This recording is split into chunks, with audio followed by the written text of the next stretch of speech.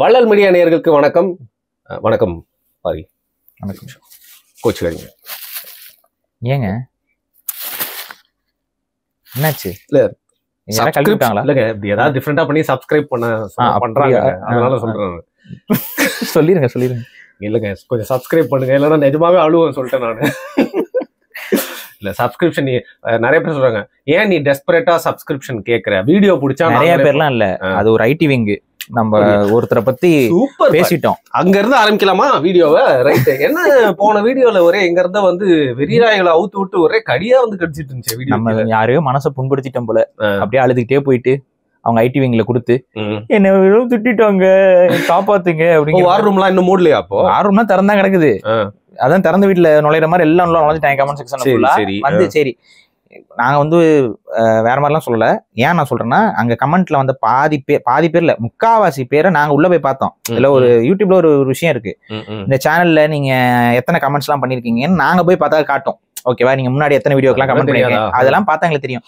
எல்லாருமே புது ஆளுங்க. எங்க இருந்தா வரீங்க? சாரசாரியா கிட்டத்தட்ட ஒரு 500 கமெண்ட் வந்து அவங்க வந்து போட்டிருக்காங்க நம்ம வீடியோக்கு கீழே. 500 பேர்ல ஏறத்தாழ வந்து ஒரு 300+ கமெண்ட்ஸ் வந்து பாத்தீங்கன்னா ஃபர்ஸ்ட் கமெண்ட்ஸ். ஆனா பக்கமா அடிச்சிருக்காங்க, பேராவா அடிச்சிருக்காங்க. அதுல ஒருத்தெல்லாம் வந்து சாட் ஜிபிடி எல்லாம் யூஸ் பண்ணி அடிச்சிருக்கான். சீரியஸா அடே இன்னும் எங்க இருந்தா வரீங்க அப்படின்னா அவங்களுக்கு வந்து உண்மையிலேயே ஹர்ட் ஆயிட்டாங்க. ஏன்னா வந்து அவருக்கு இப்ப பிஜேபியில உண்மையிலேயே அண்ணாமலை அவருக்கான அடையாளம் என்பது கேள்விக்குறியாயிருச்சு. அண்ணாமலைக்காக தானே ப்ரோ பேசுனீங்க அந்த வீடியோ? அண்ணாமலைக்காக இல்லைங்க, அது பிஜேபியில இருக்கக்கூடிய அத்தனை தமிழர்களுக்காக நான் சொல்றேன். அந்த கட்சி விட்டு வெளியில வந்துரு. ஏன்னா அந்த கட்சியில இருந்தீங்கன்னா உங்களோட இடம் என்பது அங்க கிடைக்காது. நீங்களா போட்டு அசிங்கப்பட்டு அவமானப்பட்டு தான் வெளியில வருவீங்க. நீங்க நினைக்கலாம் மத்திய அமைச்சர் கொடுத்துருவாங்க, அதெல்லாம் கொடுப்பாங்க. இப்ப எல்முருகன் ஒருத்தர் இருக்காரு, அவருக்கு மத்திய அமைச்சர் பதவி கொடுத்துருக்காரு. எத்தனை பேருக்கு தெரியும் அவர் என்ன அமைச்சர் பதவி கொடுத்துருக்காங்கன்னு? நிறைய பேருக்கு தெரியாது. அமைச்சரா இருக்காரு, அவ்வளவுதான் நமக்கு தெரியும். அவருக்கு ஏதாவது பவர் இருக்கா, அவர் ஏதாவது ஒரு பாதுகாப்பு இருக்கும், காவல்துறை அதிகாரிகள் இருப்பாங்க, ஒரு அமைச்சருங்கிறது இருக்கும். மித்தபடி வேற ஒரு டிசைடிங் அத்தாரிட்டி இருக்காது. ஆனா பிஜேபியில டிசைடிங் அத்தாரிட்டில இருக்கவங்களாம் என்ன கம்யூனிட்டி, அவங்க என்ன சமூகத்தை சார்ந்தவர்கள்னு பாருங்க, உங்களுக்கே புரிஞ்சிடும். இப்ப நிதித்துறை எல்லாம் கட்டுப்பாட்டுல இருக்கு, வெளியுறவுத்துறை எல்லாம் கட்டுப்பாட்டுல இருக்கு. இதெல்லாம் எந்த சமூகத்தை சார்ந்தவர்களுக்கு அது கொடுக்கப்படுகிறதுன்னு நீங்களே முடிவு பண்ணிக்கோங்க. அதிகாரம் என்பது அவர்கள் கையில இருக்கும். சும்மா உங்களுக்கு அலங்கார தோரணை போல இங்க ஒரு அமைச்சர் அங்க ஒரு அமைச்சர்னு சொல்லி சம்பந்தமே இல்லாத அமைச்சர்களாக கொடுத்துட்டு போயிடுவாங்க. இதை மனசுல வச்சுட்டு தான் என்ன சொல்றேன், உங்களுடைய லைஃபை ஸ்பாயில் பண்ணிருக்காதீங்க. ஒரு படிச்சு ஐபிஎஸ் அதிகாரியா மாறி அங்க போய் கர்நாடகத்துல ஒரு அளவுக்கு நல்ல பேர்லாம் வாங்கி ஃபார்ம் ஆகி அங்கேயே இருந்துட்டு வந்திருக்கலாம். இப்ப இங்கெல்லாம் வந்து நிறைய பேர் போட்டோக்கெல்லாம் போஸ்ட் கொடுக்குறாங்க, அந்த மாதிரி நீங்களும் அங்க ஜாலியா இருந்திருக்கலாம். ஆனா அதை விட்டுப்புட்டு கரெக்டா பண்றீங்க. ஆமா, அது இருக்குல்ல. அப்ப அந்த மாதிரி ஏதாவது ஒரு அக்கௌண்ட் வச்சோமா, ட்விட்டர்ல ஃபாலோவர்ஸ் ஏத்தனமா, நாளை பின்னா வந்து ஒரு சோசியல் மீடியா இன்ஃபுளுசர் ஆனோமா, ஜாகிங் பத்தி பேசணுமா, அதுக்கப்புறம் சைக்கிளிங்க பத்தி பேச, அப்புறம் ரிட்டையர் ஆனதுக்கு அப்புறம் சேனலை வச்சு நம்ம வாழ்ந்தோமான்னு இல்லாம, உங்க ஆளு ரெனால்டோ மாதிரி ஃபுட்பால் பிளே பண்ற வரைக்கும் அப்படியே ஜாலியா இது பண்ணிட்டு அப்புறம் லைட்டா ரிட்டையர் ஆகாரு. அவர் இன்னும் ஃபுல்லா யூடியூபராலாம் மாறல. சரியா? சரி இதான் மிஸ்டர் பீஸோட போட்டி போட்டதெல்லாம் பார்த்தோமே. சரி, ஓகே. அது மாதிரி ஆனோமா, வந்தோமா, லைஃப்பை என்ஜாய் பண்ணிட்டு போகலாம். ஊரா டூர் நிறைய அதிகாரிகள் அப்படிதாங்க பண்ணிட்டு இருக்காங்க. பழைய போலீஸ் ஆஃபீஸர்லாம் அப்படிதான் மாறி பண்றாங்க. நல்லது, அது மாதிரி பண்ணிட்டு போகலாம். அதை விட்டுப்புட்டு நான் வந்து மக்களுக்கு நான் நல்லது செய்யறேன், அதை செய்யறேன்னு சொல்லிட்டு பிஜேபியோட ஹெட்டா வந்து உட்காந்து ஓரளவுக்கு அந்த பிஜேபி கட்சியை வளர்த்ததில் அவருக்கு ஒரு பங்கு இருக்கு. ஆனா அவர் போனதே எனக்கு ரொம்ப சந்தோஷம். ஏன்னா சந்தோஷம் அப்படின்னா, இவரை மாதிரியான ஆட்களை முன்னாடி காமிச்சு ஒரு கட்சியை கட்டமைச்சு நாளைக்கு அது யாருக்கு பயன்படும்? அந்த கட்சியில ஒருத்தர் சாமிக்கு பூஜை பண்ணி மாட்டினார், ஞாபகம் இருக்கா? அந்த மாதிரியான ஆட்களுக்கு தான் அந்த கட்சி வந்து நாளை பயன்படும். புரியுதுங்களா? சோ நீங்க வந்து அந்த கட்சியை நீங்க நல்லது படுத்துறோம், இது பண்றோம்னா உங்களை ஓரம் சைட்லைன் பண்ணிட்டு போய்கிட்டே இருப்பாங்க. அதுக்குத்தான் அவரை நம்ம சொல்றோம். அவரை மாதிரி இருக்கக்கூடிய இளைஞர்கள் அந்த கட்சியில உங்களுக்கான இடம் கிடையாது. அது குறிப்பா தமிழர்களுக்கான இடம் அந்த கட்சி கிடையாது. உங்களே அவங்க ஒரு இன்னைக்கு இருக்கிறவருக்குன்னு அதே தான் சொல்றாங்க, அவருக்கும் அதே தான் நடக்கும். அண்ணாமலைக்கு நான் இன்னைக்கு நான் சொல்லல, எத்தனையோ முறை சொல்லிட்டு அண்ணாமலை என்பது ஒதுக்கப்படுவார். நீங்க வேணா பாருங்க, ஒதுக்கி வைக்கப்படுவார். அப்படிலாம் பண்ண மாட்டாங்க. அவர் மேல மோடி அவருக்கு அவ்வளவு பாசம், அதுதான் நீங்களே கமெண்ட்ல அப்ப திட்டிட்டு இருந்தீங்க. சொன்னது நடந்துச்சா இல்லையா? இப்ப வந்துட்டு ஐடி விங்க வச்சுட்டு உட்காந்துட்டு எவ்வளவு நாளைக்கு விளையாட முடியும்? இப்போ ஒரு ஐடி விங் செட் பண்ணி வச்சிருக்கீங்க, அதை வச்சுக்கிட்டு ஒரு கொஞ்ச நாளைக்கு பூச்சாண்டி காட்டலாம். எடுபடாது ராஜா, உண்மை மக்கள் பார்த்துக்கிட்டு இருக்கிறாங்க. நீங்க வந்து ஒரு 500 பேர் கமெண்ட்ல போட்டு அதெல்லாம் ஒரு இந்த கமெண்ட் செக்ஷனை பார்த்தோன்னே பாரியும் வரணும் அழுதுகிட்டு இருப்பாங்க. நாங்க அழுகுற மூஞ்சிய பாரு, கொஞ்சம் டிஃபரெண்டா இருந்துச்சு, நல்லா டிஃபரெண்டா. ஏன்னா எப்பவுமே ஆதரவு நீங்க எவ்வளவு வேணாலும் திட்டு, எங்களுடைய கருத்துல இருந்து நாங்க இம்மி அளவும் நகர போறது இல்லை. அவர் உண்மையிலே ஒன்றும் காப்பாற்ற முடியாது. அவர் திரும்ப வந்து தமிழகத்துல ஒரு பெரிய பவர் பாலிடிக்ஸ் அவரால் செய்யவே முடியாது. ஓரம் கட்டப்படுவார் கட்டப்பட்டுட்டார். இதுதான் உண்மை. அதை நம்ம சொல்லிட்டோம். இன்னைக்கு வந்து கதருங்க. ஓகே, பேராண்டிங்களா உங்களுக்காக தான் சொல்றோங்கிற மாதிரி உங்களுக்காக நாங்க பேசுனது வந்து நீங்க தப்பா புரிஞ்சுக்கிட்டீங்க. வழக்கமான பாசிட்டிவ் கமெண்ட்ஸோட இந்த மாதிரி ஒரு ஐடிவிங்ல இருந்து அந்த கமெண்ட்ஸை பார்த்தா உத்வேகம் கிடைக்கிறது. அந்த ஸ்ட்ரென்த்ல தான் இந்த வீடியோ பண்ண வந்திருக்கும். ஆனா என்னன்னா, ஜோக்ஸ் அபார்ட், ஒரு தொன்பியல் நிகழ்வு வந்து நடந்துருச்சு. அதை வந்து ஃபர்ஸ்ட் ஆஃப் ஆல் அதுக்கு வந்து இரங்கலை தெரிவிச்சுக்கிறோம். ஆனா அதை சுத்தி வந்து மக்கள் புரிஞ்சுக்க வேண்டிய விஷயங்கள் நிறைய இருக்கு. உங்களுக்கு சுத்தமா பிடிக்காத விஷயம் கிரிக்கெட் அண்ட் பொழுதுபோக்கு. அது எனக்கு என்ன பிரச்சனைனாங்க, சிலர் வந்து பாத்தீங்கன்னா அந்த டிஷர்ட்டை மாட்டிட்டு அலையிறது, அவங்களெல்லாம் பார்க்கும்போதே நமக்கு வெறுப்பா இருக்கு. ஆனா சில நேரங்கள் என்னன்னா நண்பர்களா போயிடுறாங்க, நட்பு வட்டத்துக்குள்ள வந்துடுறாங்க, சொல்ல முடியல. அந்த மாதிரி யாரெல்லாம் போறாங்கன்னு தெரியல. இல்லைன்னா அவர் என்னதான் சொல்றாரு, நான் சிஎஸ்கே ட்ரெஸ் வந்து போட்டிருந்தது அப்படின்னு சொல்லிட்டு. சரி, இங்க வெட்டினா ரெட்ல வருங்கிறான் அவன், அங்க வெட்டினா அவன் ரெட் அப்ளீட் ஆவேங்கிறான், இங்க வெட்டினோம்னா வந்துட்டு எல்லோ அப்ளீட் ஆவேங்கிறான். என்னது இது? இல்ல பாரு, நீங்க சொல்றது நான் ஒத்துக்கிறேன். அந்த கார்பரேட் அவங்களோட பேர்லாம் நம்ம வந்துட்டு போக தேவையில்லை. ஆனா என்னன்னா, ஒரு விளையாட்டா பார்த்து சும்மா ஜாலியா ஜெர்சி வாங்கி போட்டு ஒரு சின்ன ஒரு நார்மல் இதுக்குள்ள ஓகேங்க. அதுக்காக நான் வந்து பாத்தீங்கன்னா வந்து என் லைஃபே அதை பத்தி ரொம்ப யோசிச்சு அதற்காக நான் வந்து நேரத்தை ரொம்ப செலவிட்டு அதற்காக நான் ஓவர் வெறியா போயிடுறேன்ல. அதோட ஈசல் தெரியுமா? ஆமா, ஈசலுடைய பயாலஜி என்னன்னா, அது நம்ம கரையான் தான் ஈசல். ஈசல் வேற, கரையான் வேலை இல்லை. ஈசல் வந்து அதோட இனப்பெருக்க, அது கரையான் வந்து இனப்பெருக்க காலத்துக்கு வரும்போது அது வந்து என்ன ஆகும், ரெக்கைகள் வளர்க்கும். ரெக்கைகள் வளர்த்து அது வந்து அந்த கூட்டுல இருந்து அந்த சீசனுக்கு வெளியில வரும். அந்த சீசனுக்குள்ள ஆண் ஈசலும் வரும், பெண் ஈசலும் வரும். இது ரெண்டும் போயிட்டு புணரணும். இது புணருனா இது நல்ல உயரமா போகணும் அப்படிங்கிறதுக்காக அது அந்த நிலா இருக்கு பாத்தீங்களா, நிலாவை தான் வந்து அது வந்து அந்த வெளிச்சத்தை, நிலா வெளிச்சத்தை தான் அது வந்து அது ஆப்ஜெக்டா அது கருதும். அப்ப அந்த வெளிச்சத்தை நோக்கி அது பறந்து போய் அது வானத்தை போயிட்டு அது அங்க போயிட்டு அது புணர்ந்துட்டு அதோட இது ரெக்கைகள் வந்து விழுந்துரும். அது விழுந்ததுக்கு அப்புறம் ஊர்ந்துட்டு போயிட்டு பெண் ஈசல் மட்டும் போயிட்டு கூடு கட்டி இன்னொரு கரையான் பொத்தை உருவாக்கும். இதுதான் அதோடைய லைஃப் சைக்கிள். இதுல என்ன கொடுமை ஆகும் தெரியுமா? இப்ப நம்ம வீட்டுல எல்லாம் வந்து பாத்தீங்கன்னா பல்பு, லைட்டு, இதெல்லாம் டியூப் லைட்டு, விளக்கு இதெல்லாம் கூட ஏத்த ஆரம்பிச்சிட்டாங்க மனிதர்கள். இதெல்லாம் ஏத்தின உடனே இந்த ஈசல்களுக்கு வந்து எது நிலவு வெளிச்சம் குளிர்ச்சியை கொடுக்கக்கூடியது, அதை நோக்கி அது பறந்து போகும்போது அதுகளுக்கு ஒன்றும் பிரச்சனையாகாது. ஆனா இந்த பல்பு, இந்த நெருப்பு எல்லாம் வந்து பாத்தீங்கன்னா வெப்பம், இது பக்கத்துல போனாவே அது ஒண்ணும்லாம் போயிடும். ஈசல் வந்து கொஞ்ச நேரம் அதுல அந்த பல்பு பக்கத்துல, அந்த குண்டு பல்பு பக்கத்துல எல்லாம் சுத்துச்சுனாவே பாருங்க கொஞ்ச நேரத்துல விழுந்து செத்து போயிடும். சோ அதுக்கு தெரியல, லேம்ப் போஸ்ட் கீழே இருக்குமே ஃபுல்லா. அதான் நீங்க பாத்தீங்கன்னா தெரியும், லேம்ப் போஸ்ட்ல எல்லாம் போயிட்டு விழுந்து எல்லாம் செத்து தான் கிடக்கும். அது அடுத்த கட்ட தலைமுறையும் அது உருவாக்காது. அப்ப இது இந்த ஈசல் அப்படிங்கிறது என்னன்னா, நல்லா பறக்குது, வெளிச்சத்தை நோக்கி தான் அதுவும் போகுது. ஆனா அது ஒரு தவறான வெளிச்சத்தை நோக்கி போறதுனால அதோட ஈசலோட வாழ்க்கை என்ன ஆகுது, ஸ்பாயில்ட். அதே ஒரு சரியான வெளிச்சத்தை நோக்கி போயிருந்துச்சு அப்படின்னா அதோட வாழ்க்கை வந்து நல்லா இருக்கும். இன்னைக்கு இந்த கேமு, இந்த சினிமா, அதுல ஒரு இளைஞர் கூட்டம் ஒண்ணு போகுது பாத்தீங்களா, இதுல பார்க்கும்பொழுது எனக்கு என்ன தோணுதுன்னா, அந்த விட்டிலி பூச்சிகள் போல அந்த வெளிச்சத்துக்காக போய் அடிபடுற ஈசல்கள் போலதான் என் கண்ணுக்கு படுது.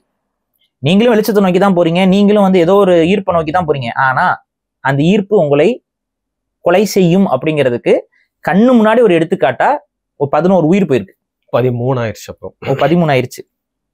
அதுல நம்மளால ஏற்றுக்கொள்ளவே முடியாதது என்னன்னு பாத்தீங்கன்னா, ரொம்ப ஒரு சின்ன பொண்ணு வந்து அது மிஞ்சி போனா என்ன ஒரு 7 வயசு அந்த அளவு தான் இருக்கும், அது கீழே தான் இருக்கும். அந்த பொண்ணு வந்து இறந்துருக்கு. இப்ப அதை பத்தி நம்ம சொல்றதுக்கு முன்னாடி இந்த ஸ்டாம்பேட்னு ஒரு வார்த்தையை புதுசா இப்ப சொல்றாங்க. அது முன்னாடிலாம் என்ன நியூஸ்ல சொல்லுவாங்கன்னு பாத்தீங்கன்னா, மக்கள் கூட்ட நெரிசலில் சிக்கி உயிரிழந்தார்கள் அப்படின்பாங்க. பட் இந்த ஸ்டாம்பேட்ங்கிற வார்த்தைக்கும் இந்த கூட்ட நெரிசல்ங்கிற தூய தமிழ் வார்த்தைக்கும் நிறைய வித்தியாசம் இருக்கு. எப்படி? அதாவது இந்த ஸ்டாம்பேட்டுக்கு இணையான தமிழ் வார்த்தை இனிமே தான் நம்ம உருவாக்கணும். ஏன் அப்படின்னா, ஸ்டாம்பேட் அப்படிங்கிறது எதை சொல்றது அப்படின்னா, இந்த காட்டுல வைல்டு பீஸ்ட்னு சொல்லிட்டு ஒரு ஆப்பிரிக்க காடுகள்ல ஒரு மிருகம் இருக்கும். அந்த ஒரு எருமை மாடு மாதிரி இருக்குன்னு வைங்களேன், ஒரு சின்ன சைஸ்ல. இதுக்கெல்லாம் வந்து பாத்தீங்கன்னா ஆயிரக்கணக்குல ஒன்னா மேய்ஞ்சிட்டு இருக்கும். அப்ப ஏதாவது ஒரு சின்ன சிங்கமோ புலியோ ஏதோ ஒண்ணு இது சிறுத்தையோ விரட்ட ஆரம்பிச்சதுன்னா இது எல்லாம் அப்படியே கொஞ்சம் கூட கண்ணு தெரியாம ஓடுங்க. அந்த காட்டு பகுதி வந்து மேடும் பள்ளமா இருக்கும். அதனால அதுகளுக்கு எங்க போறோம் எதுன்னு தெரியாது, குருட்டாம்போக்கில் ஓடுங்க. அப்புறம் இந்த குருட்டாம்போக்கில் ஓடும்போது என்ன ஆகுன்னு பாத்தீங்கன்னா, ஒண்ணுக்குள்ள ஒண்ணு அடிச்சு மோதியே அதுகளுக்குள்ள அடிபட்டு கீழே விழுகும். அதுல மிதிச்சுட்டு எல்லாம் போய் வந்து ஸ்டாம்பேட். இந்த சந்தேகம்னா லைன் கிங்னு ஒரு படம் இருக்கும், அந்த படத்துல அதான் காட்டியிருப்பாங்க. இந்த மாதிரி எருமை மாடுக குருட்டுத்தனமா போறதுக்கு பேரு வந்து இங்கிலீஷ்ல வந்து ஸ்டாம்பேட். புரியுதா? இப்ப இது ஓப்பனா சொன்னா இது வந்து மனிதர்கள் ஸ்டாம்பேட் அப்படிங்கிற ஒரு விஷயமே இல்ல. ஸ்டாம்பேட் அப்படின்னாவே கால்நடைகள், ஐந்தறிவு ஜீவன்கள் இந்த கூட்டமா நெரிசல்ல ஓடிக்கிட்டு எல்லாரும் கொண்டுட்டு போறதுதான். ஏன்னா அதுகளுக்கு தான் அதுக உயிரை பாதுகாத்துக்கணுங்கிறதுக்காக கீழே எது விழுந்தாலும் அது என்னன்னு கூட பார்க்காம மிதிச்சுக்கிட்டே போகுங்க. இல்லையே மனுஷங்களும் அப்படிதானே, அவங்க உயிர் தான். அதைத்தாங்க நான் சொல்றேன், 5 அறிவுகளுக்கு தான் அந்த மாதிரி. மனுஷனுக்கு வந்து இப்படி ஓடணுங்கிற எண்ணம் இருக்கக்கூடாது முதல்ல. புரியுதா? எதை நோக்கி ஓடுற, எதற்காக ஓடுற? முதல்ல அப்படி போறதுனால உனக்கு என்ன கிடைக்க போகுது? உனக்கு யாராவது உன்னை விரட்டுறாங்களா? உன்னை யாராவது துப்பாக்கி முனையில் விரட்டினாங்களா? ஒரு காலத்துல வந்து கூட்ட நெரிசல்ல இறந்தாங்க அப்படின்னா அது எங்கெங்க நடக்கும்னு தெரியுமா? அன்னைக்கு வெள்ளைக்காரன் ஆட்சியில அந்த மாதிரி சில சம்பவங்கள் நடந்திருக்கு. ஜாலியன் வாலாபாக் படுகொலை அப்ப துப்பாக்கியில ஒரு பக்கம் மக்களை சுட்டுட்டு இருக்கும் பொழுது ஒரு பக்கம் மக்கள் உயிரை பாதுகாத்துக்கிறதுக்கு ஓடினாங்க. அப்படி ஓடும் பொழுது தப்பிக்கிறதுக்கு வழி இல்லாம ஒரு செவுத்துக்குள்ள போய் முட்டி அதுல ஏறுறதுக்கு முயற்சிக்கும் போது நிறைய பேர் கீழே விழுந்து மிதிப்பட்டு எல்லாம் இறந்தாங்க. இதெல்லாம் அப்புறம் ஒரு கிணறுல போய் விழுந்து உயிரை பாதுகாத்துக்கிறதுக்கு ஒருத்தன் போய் விழுந்தா பரவாயில்ல, அதே கிணத்துல அத்தனை பேர் வந்து விழுந்தா கீழே முன்னாடி விழுந்தவன் மேல விழுந்து அதுல கொண்டாங்க. சோ அன்னைக்கு உயிர் பயத்திற்காக ஓடினது அது வேற, அதுல ஒரு ரீசன் இருக்கு. ஆனா இன்னைக்கு எதுக்கு ஓடுற? நீ நாள் படத்தை பாக்குறதுக்கு ஓடுற. அது இது கன்னடர்கள் தமிழர்கள்லாம் பிரிச்சு சொல்ல, இது எல்லாருக்கும் பொதுவா மனுஷங்களுக்கே நான் சொல்றேன். இதை ஒரு அன்னைக்கு நம்ம தமிழ்நாட்டுல ஒரு ஸ்டம்ப் சுச்சுவேஷன் ஒரு மாதிரி ஆயிடுச்சுங்க அப்படிலாம் எதுக்குறா வருது? ஏஆர் ரஹ்மான் வந்தா வந்துட்டு போறாரு, பாடினா பாட்டு போறாரு. அந்த கான்செப்ட் ஞாபகம் இருக்கா? தமிழ்நாட்டுல லேடிஸ் குழந்தைங்கலாம் போய் அவ்வளவு பேர் வந்துட்டு பதறிட்டு இருந்தீங்க. எதுக்கு? இதனால என்ன உங்களுக்கு அனுபவம்? என்ன கிடைச்சிட போகுது? ஏதாவது கொஞ்சம் யோசிச்சிருக்காங்களா? அப்ப இதுதான் ஒரு அற்பத்தனமான வாழ்க்கை. அந்த எப்படி ஒரு ஈசலுக்கு வந்து அறிவு மயிர் இல்லாம போயிட்டு பல்ப்ல போய் மோதிட்டு செத்துக்கிட்டு இருக்குதுங்களோ அது மாதிரி இதுக்கு அலையுதுங்க.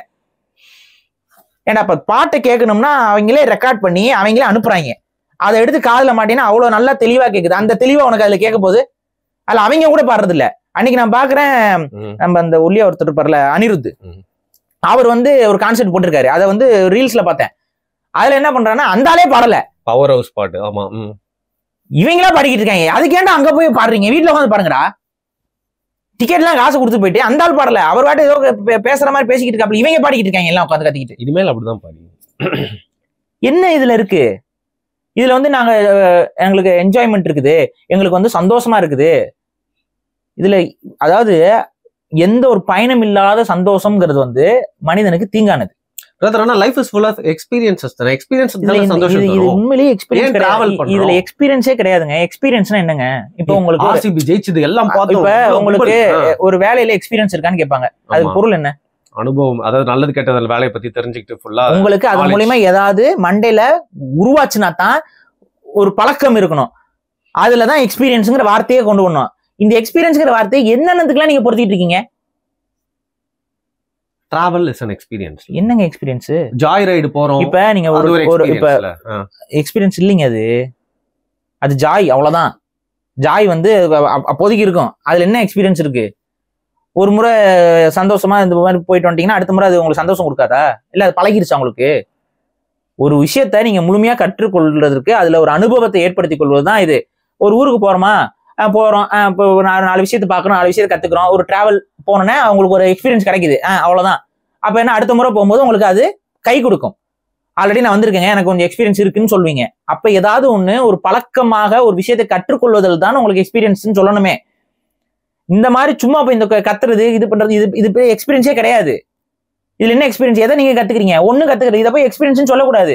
இதுவும் நேரத்தையும் பொழுதையும் வீணடிச்சுட்டு எதற்கும் உதவாத ஒரு விஷயத்துக்கு உன்னை நீயே பழியாக்கி கொள்ற. இது ஒரு அடிக்ஷன் வேணா சொல்லலாம். இல்ல இந்த பர்டிகுலர் இடத்துல இப்ப நம்ம சேப்பாக்லயே மேட்ச் நடக்குது. டிக்கெட்டு காசு கொடுத்து தான் வாங்க முடியும். அது 2000 ரூபாயில இருந்து 1 லட்ச ரூபா வரைக்கும் டிக்கெட் இருக்குன்னா கூட காசு கொடுத்து தான் வாங்க முடியும்னு தெரிஞ்சு நம்மளுக்கு அது முடியும்னா போவோம். இல்லைன்னா போயிட்டு லைக் அந்த ஸ்டேடியம்க்கு வெளில நிக்கணும்னு நம்ம நினைக்க மாட்டோம்.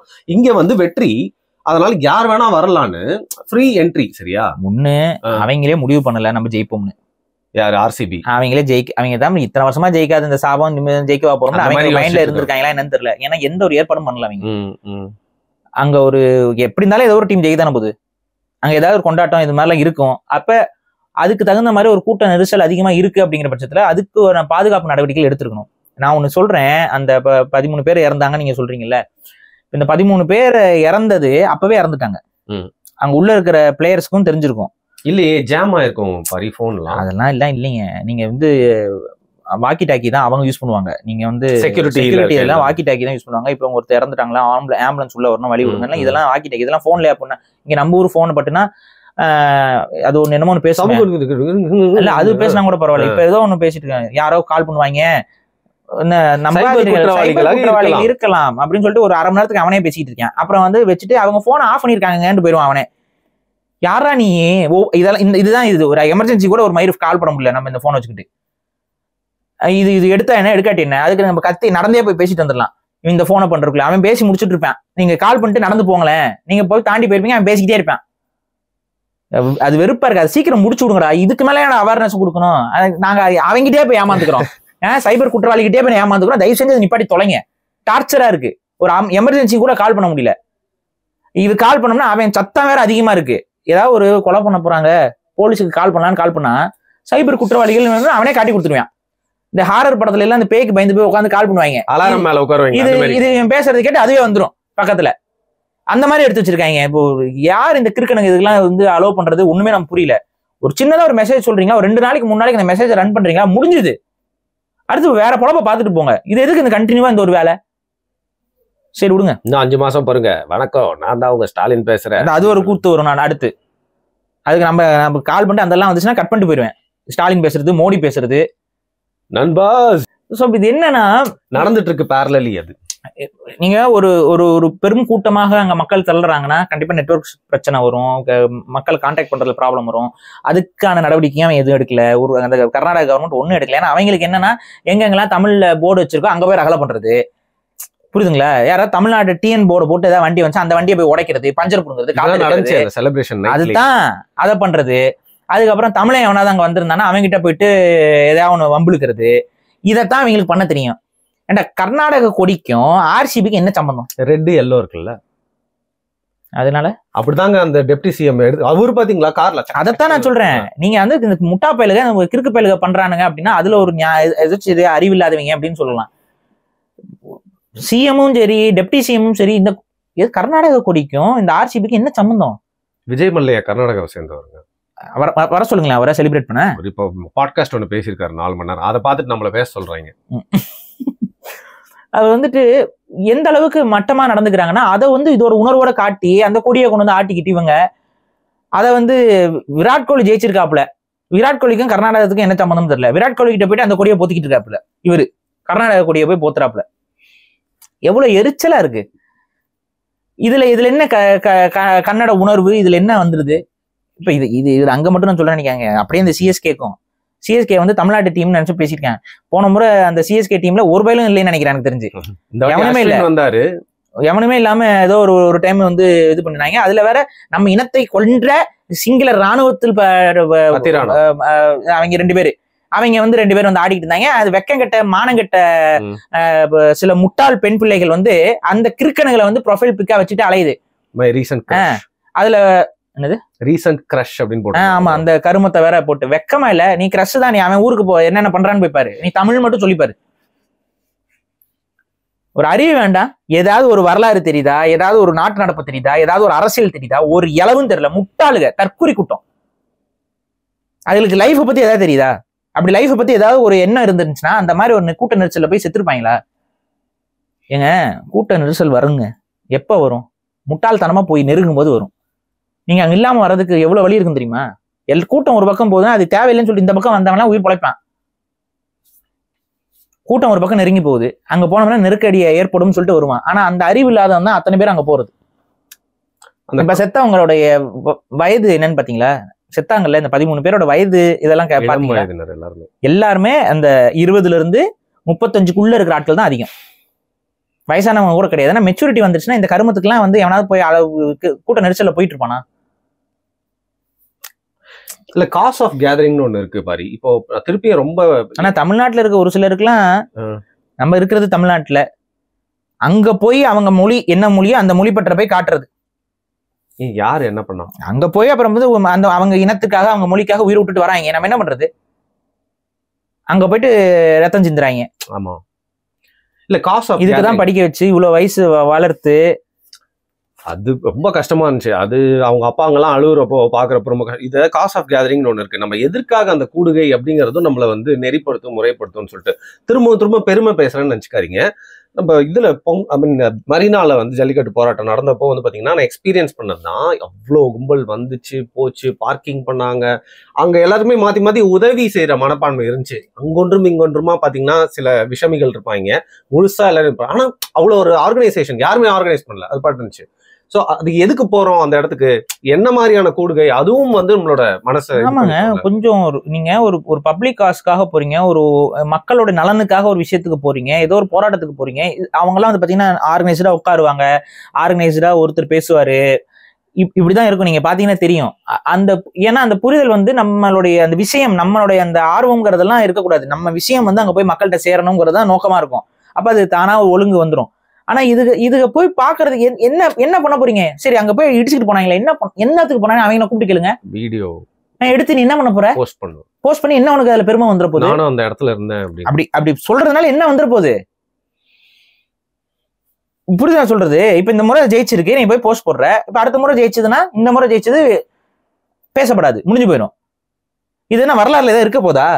வரலாற்று நிகழ்வு இது ஒண்ணு மண்ணு இல்லை. இதெல்லாம் இந்த ஜெயிக்கிறது இந்த தோக்குறது, இதுக்கு எதுக்கு இவ்வளவு அலையிறாங்க? இதுக்கு எதுக்கு? இதுல என்ன கொடுமைன்னா, இது இத்தனைக்கும் ஒரு பிரைவேட், முழுக்க பணக்காரங்க, பெரும் பணக்காரங்க, அவங்களோட பொழுதுபோக்குக்கு ஒரு அந்த காலத்துல ரோம்ல வந்து கிளாடியேட்டர் நடத்திக்கிட்டு இருப்பாங்க. அததாங்க, அதேதான் இது. அதுல என்ன பண்ணுவான்? அதுலயும் ஏலம் எடுப்பான். ஒரு மனிதர்களை ஏலம் விடுறதுங்கிறது எவ்வளவு பெரிய ஒரு கேவலமான அடிமைத்தனமான ஒரு செயல். ஆனா அதை வேற மாதிரி பண்ணோம்னா அது ஓகேவா? புரியுதுங்களா? இவர் நல்ல வேலை செய்வாரு, அதற்காக இவர் இந்த விலை கொடுத்து வாங்குறேன்னா அது பேர் அடிமைத்தனம். இவர் நல்லா விளையாடுவாரு, அதனால இந்த விலை கொடுத்து இவர் வாங்குறேன்னு அது என்ன தனம்? அது சரி, எங்க இதுல நிறுத்தணும்னு சொல்லுங்க.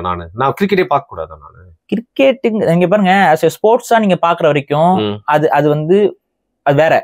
ஆனா கிரிக்கெட்டுங்கிறது வந்து ஒரு ப்ராப்பர் ஸ்போர்ட்ஸே கிடையாது. இதுதான் உண்மை. அதான் பெர்னார்ட் சார்லாம் அவர் சொல்லியிருக்காரு. அவர் உலக அறிவாளி தான். அவர் சொன்னது 11 முட்டாளுக விளையாடுறத 11,000 முட்டாளுக பாக்குறாங்கன்னு. அதுக்கு காரணம் என்ன? இது இந்த மாதிரி ஒரு மேட்ச் பிக்சிங் பண்ணக்கூடிய ஒரு கேம் வந்து உலகத்துல வேற எதுவும் கிடையாது. இப்ப நீங்க ஃபுட்பால்ல வந்து ஏமாத்திக்கிட்டு இருந்தாங்கன்னா நமக்கே தெரிஞ்சிடும்.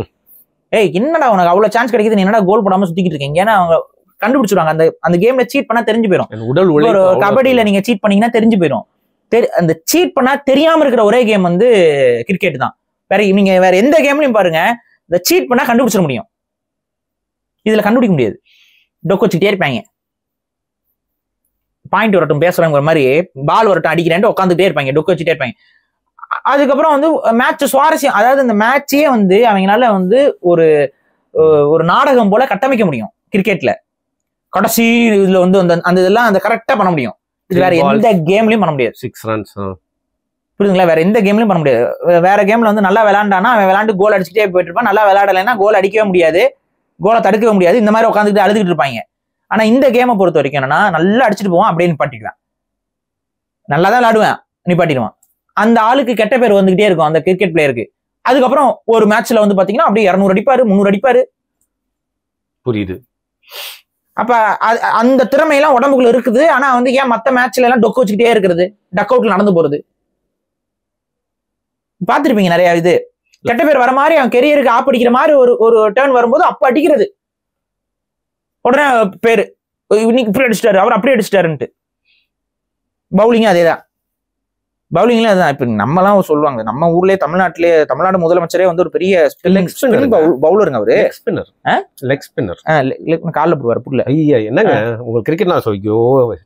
சரி விடுங்க, ஏதோ ஒரு சிக்காகோ கொடுங்க பாருங்க. சிக்காகோ கூட தான் உட்காந்து பேசுவேன். பாரிக்கு தெரியல கிரிக்கெட் இப்படி சுத்தி போடுவாரா? நல்லா சுத்தி விடுறீங்க போங்க அப்படின்ட்டு தான் இருக்குது நமக்கு. அதான் சொல்றாங்கல்ல. இதுல வேற இவங்க வந்து ஒரு டைம் திமுக கிரிக்கெட்ல விளையாடும் பாத்திருக்கீங்களா? அதை பாத்தீங்கன்னா ஒரு இன்ட்ரெஸ்டிங்கா இருக்கும் உங்களுக்கு. அது ஒரு நகைச்சுவை உணவு. மேயர் எல்லாருமே விளையாடினா அந்த மாதிரி மேட்சை பாருங்கப்பா, உங்களுக்கு ஒரு நகைச்சுவை உணர்வு இருக்கும். ஏன்னா இப்ப நல்ல நகைச்சுவை நடிகர்ல ரிட்டையர் ஆயிடுறாங்க, இல்லைன்னா ஹீரோவா நடிக்கிறேங்கிற பேர்ல எங்கேயோ காணாம போயிடுறாங்க. ஸோ நகைச்சுவை வந்து இப்போ நமக்கு இல்ல, சிரிச்சால் நோய் விட்டு போகும், வாய் விட்டு சிரிச்சால் நோய் விட்டு போகும். இந்த திமுக கிரிக்கெட் இருக்கு, போய் பாருங்க. அதே போல அதுக்கு முன்னாடி வந்து இந்த நடிகர்கள்லாம் சேர்ந்துட்டு ஒரு கிரிக்கெட் விளையாண்டாங்க, ஞாபகம் இருக்கா? அதையும் பாருங்க. சூர்யா செம்ம டயலாக் எல்லாம் போட்டு இது பண்ணுவாரு. சிம்பு வந்து செம்மையா போடுற சொல்லிட்டு வைடா போட்டே இருப்பாரு. நிறைய பாத்துருக்கேன் அந்த மாதிரி கிரிக்கெட். பாத்தீங்கன்னா அடிச்சுப்பானுங்க கடைசியில ஆந்திராக்காரங்களும் கர்நாடகா அந்த ஆக்டர்ஸ் எல்லாம். சரி, அதெல்லாம் பாத்தீங்கன்னா சிரிப்பா இருக்கும். அந்த மாதிரி கிரிக்கெட் பார்த்தாலும் பரவாயில்ல. நீங்க பாக்குறது என்னடா சுவாரஸ்யம் இருக்கு? நீங்க பாக்குற கிரிக்கெட் எவ்வளவு நிமிஷம் தெரியுமா? ஒரு பால் போடுவான் 10 விளம்பரம் வரும், இன்னொரு பால் போடுவான் 10 விளம்பரம் வரும். இந்த விளம்பரத்துல இந்த கிரிக்கெட் பிளேயர்ஸ் எல்லாம் வந்து நடிப்பாங்க. ஆனா அந்த விளம்பரம் பண்ற ப்ராடக்ட்டை அந்த கிரிக்கெட் பிளேயர்ஸ் ஒருத்தவங்க கூட சாப்பிட கூட மாட்டான், சீண்ட கூட மாட்டாங்க. அப்படி சாப்பிட்டோம்னா அவன் கிரிக்கெட்டே விளையாட முடியாது. ஆனா அதை வந்து ப்ரமோட் பண்றது. இதுல வேற ஒண்ணுன்னா, இப்ப ஜெயிச்சார்ல ஒரு நம்மாலு, அவர் எல்லாம் அந்த பேர் என்ன, விராட் கோலியோட ஆட்ஸ் எல்லாம் நீங்க பாத்திருக்கீங்களா?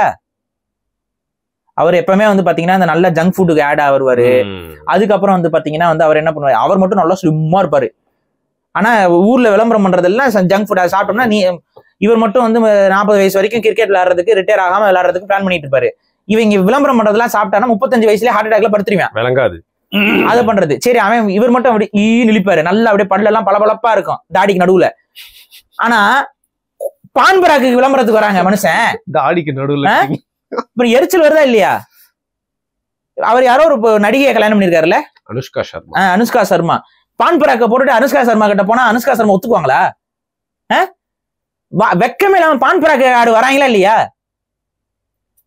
எந்த புள்ளடா வரும் பக்கத்துல? எரிச்சலா இருக்குங்க. மக்களை நாசம் பண்ணி பொழைச்சிக்கிட்டு இருக்காங்க இந்த கிரிக்கெட்ல. இதுக்கு பின்னாடி ஒரு கூட்டம், ஏதாவது ஒரு அறிவு மாதிரி இருக்கா? இந்த கிரிக்கெட்ல இவங்க விளையாடுறது பத்தாது, இவங்க மேட்ச் பிக்ஸ் பண்றது பத்தாது, அதுக்கு சில ஆப்ஸ் இருக்கு.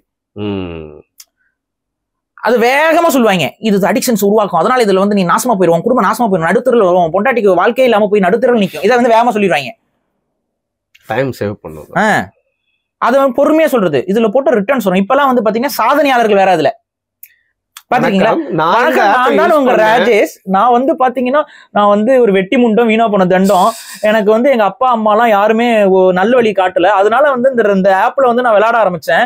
இதுல வந்து பாத்தீங்கன்னா நீங்க கரெக்டா பெட் பண்ணீங்க அப்படின்னா உங்களுக்கு நிறைய காசை கொடுப்பாங்க. ஏடா லூசு பாயில விளம்பரம். அதுல வந்து இப்ப வந்து பெண்களுக்கு சம உரிமை அந்த விளம்பர மயிர்கள்ல அவங்களும் வந்து பேசுறாங்க. அவங்களும் எனக்கு ரொம்ப வயசாயிருச்சு, நம்மளோட வாழ்க்கையில யார் நம்மள பாத்துக்குவான்னு யோசிச்சுக்கிட்டு இருந்தேன், என் பையனும் சம்பாதிக்கிறதுல என் புருஷனும் சம்பாதிக்கிறதுல, அதனால நானே சம்பாதிக்கிறாங்க இந்த பெட்டிங் ஆப்புக்கு வந்துட்டேன். ஆக்சுவலா உங்களோட நடிப்புக்கு நான் ஒரு ரசிகனே மாறிட்டேன். நீங்க வந்து பொலிட்டிக்கல் சட்டையர் அந்த மாதிரி ஸ்கூப் எல்லாம் எரிச்சலா இருக்குங்க. பண்ண வேண்டிய ஆள் நீங்க பாக்குற கிரிக்கெட்ல எவ்வளவு நேரம் கிரிக்கெட், நீ ஏன் கணக்கு ஒரு நோட் எடுத்து வச்சுக்கோ, எவ்வளவு நேரம் அந்த பாலை போடுறான்னு பாருங்க. வருவேன், துப்புவேன், பாலை தூன்னு துப்புவேன், எவன்டா கேட்ச் பிடிக்கிறது அதை கருமம். கொரோனா பரவும் போது இந்த கிரிக்கெட் நிப்பாட்டணுமா இல்ல நிப்பாட்ட கூடாது? அப்புறம் ஒரு இடத்துல தேய்ப்பான் ப்ரோ பால். ஆமா, அதுல முன்னாடியே அவங்க கருமம், அதுல ஒருத்தன் நடந்திருக்கு. என்ன விடுங்க, இந்த கருமம் முடிச்ச பால், இந்த பால் வந்து அவங்க அந்த வைடுக்கு போகும்போது அதை பொறுக்கிறதுக்கு ஒரு 10 பேர் ஓடுவாங்க. went out of the stands அப்படினா என்னென்ன நோயெல்லாம் அவங்க பரப்பியிருக்காங்கன்னு தெரியல. இது ஒரு கேம். இந்த கேமுக்கு வந்து இவ்வளவு ரசிகர்கள் இவ்வளவு பேர் வந்து உட்காந்துக்கிட்டு பாத்துக்கிட்டு, இப்ப அதுல வேற கூட்ட நெரிச்சல போய் சாவுறாங்க. இந்திய வரலாறுல எழுதி பதிவு பண்ணுவீங்கடா, மக்களை பத்தி நல்ல ஒரு அபிப்பிராயம் வரும். நம்ம ஆஸ்திரேலியாக்காரர் ஒருத்தர் சொல்லிட்டாரு, இந்த மாதிரி எங்க ஊர்ல இந்த மாதிரி நடந்தா அந்த கப்பை வேணாம்னு சொல்லி கப்பை தூக்கி குப்பையில போட்டு போயிருப்பாங்கிறாங்க. இவங்க அந்த கப்பை வாங்கி போய் வச்சுக்கோ, கர்நாடக நாடாளுமன்றத்துல போய் வச்சு பூஜை பண்ணி வைங்க, அதுல வேணா ஏதாவது கோயில் கட்டி சாமி கும்பிடுங்க போய். எனக்கு தெரிஞ்ச அந்த கப்பலை வந்து கன்னடத்துல இது பண்ணணும் அப்படின்ற ஒரு கோரிக்கை வச்சாலும் வைப்பாங்க. அப்படி என்னமோ பண்ணட்டும், கப்பு ஜெயிச்சிருக்காங்களே, அப்ப என்ன எலவோ பண்ணு. ஆனா இதுதான் கூமுட்டத்தனம். ஏதாவது ஒரு அறிவு இருக்கா? ஏதாவது ஒரு விஷயத்த சொன்னோம்னா உடனே தையத்தக்கன்னு குதிக்கிறது. இப்ப அவங்க பண்ண கூத்தெல்லாம் பாக்குறாங்கல்ல, அதுல அவங்க நீதிமன்ற நீதிபதிகள் வேற, நீங்க வந்து மக்கள் பிரச்சனைகள் வந்து மக்களை வந்து இந்த மாதிரி உணர்வை தூண்டக்கூடாது, இது பண்ணக்கூடாதுன்ட்டு நீதிபதிகள் இப்ப கருத்து சொல்லலாம்ல. இப்ப கருத்து சொல்லலாம்ல இந்த கிரிக்கெட்டுக்கு. மக்கள் இப்படி முட்டாளாக்கி வச்சுட்டு இருக்கீங்களே, மக்களை வந்து இவ்வளவு ஒழுங்கீனமா மாத்திக்கிட்டு இருக்கீங்களே, நீதிபதிகள் கருத்து சொல்லலாம்ல. சரி, இப்ப இன்னொன்னு சொல்றேன். இப்ப நீங்க அரசியல்ல நிறைய நேரம் கூர்ந்து கவனிச்சிட்டு இருக்கீங்க. அரசியல்ல வந்து ஒரு அங்கமா நீங்க இருக்கிறப்போ நீங்க பாக்குற பார்வையில நீங்க ஏதோ கொஞ்சம் அப்டேட் ஆகணும், கொஞ்சம் சில விஷயங்கள் உங்களுக்கு புரியலன்னு எனக்கு தோணுது பாரு. என்னது? ஏன்னா இப்போ ஒரு அரசியல்வாதியா நீங்க இதை எப்படி பண்ணணும் உங்களுக்கு வந்து பயன்படுத்திக்கணும். நீங்க பெரிய மாசஸ் கிரிக்கெட்டை பாக்குறாங்க, அதுவும் இளைஞர்கள் பாக்குறாங்க, அதுவும் கோலி மானங்கெட்டத்தனங்க. அது நான் சொல்றேன், யார் பண்ணாங்க நீங்க இப்ப சொல்லுங்க. நான் சொல்றேன், இல்ல உங்களுக்கு அரசியல் புரியல பாரு. ஏன் இப்ப வந்து டெப்டி சிஎம் அந்த கொடியோட வராரு கார்ல, ஏன் தமிழ்நாட்டு சிஎம் அதுக்காக ஒரு ட்வீட்டை போடுறாரு, ஏன் எதிர்கட்சி தலைவரும் அதுக்கு ஒரு ட்வீட்டை போடுறாரு, அதோ சிஎஸ்கே ஜெயிச்சா கூட பரவாயில்ல, ஏன்னா அப்படி இளைஞர்களை வந்து கவர்றோம். ஏன்னா இறந்தது 13 வாக்குகள், மனிதர்கள் கிடையாது. இறந்தது 13 வாக்குகள். 13 வாக்குகள் முக்கியமா, அங்க இருக்கக்கூடிய லட்ச வாக்குகள் முக்கியமா? ஏன்னா இந்த மாதிரியான அரசியல்வாதிகள் மனிதர்களை மனிதர்களாகவோ, அவர்கள் உயிர்களாகவோ, அவர்களை குடும்பத்தின் அங்கமாகவோ, ஒரு இரத்த சொந்தமாகவோ பார்க்க மாட்டாங்க. இப்ப நான் ஒண்ணு சொல்றேன், அங்க இறந்த 13 பேருக்கும் குடும்பம் இருக்கு. அந்த ஒவ்வொரு குடும்பத்திற்கும் ஒரு கனவு இருக்கும். இது ஒவ்வொன்றும் பிறக்கும் பொழுதும் அது எவ்வளவு பாசத்தோட அவங்க அப்பா அம்மா வளர்த்திருப்பாங்க. இன்னைக்கு அதுக்கு இறந்ததுக்கு அப்புறம் எந்த அளவுக்கு மன வேதனையில அவங்க அப்பா அம்மா இருந்துகிட்டு இருப்பாங்க. இந்த வேதனைய அந்த மக்களுக்கு தலைவனா இருக்கவே உணரணும். இந்த மக்களுக்கு எல்லாம் பிரதிநிதியாக, தலைவராக இந்த மக்களோட வாக்குகளை எல்லாம் பெற்றிருக்கக்கூடிய ஒரு நபர் உணரணும். உணர்ந்தாங்களா? எவ்வளவு ஒரு கேவலமான செயல் இது. கூட்ட நெரிசல் அதிகமா இருக்கு. அதை குறைக்கிறதுக்கு வழிகளை செய்ய வேண்டிய அரசியல்வாதிகள் அவங்களும் போய் கூட்ட நெரிசலை தானே அதிகரிச்சாங்க.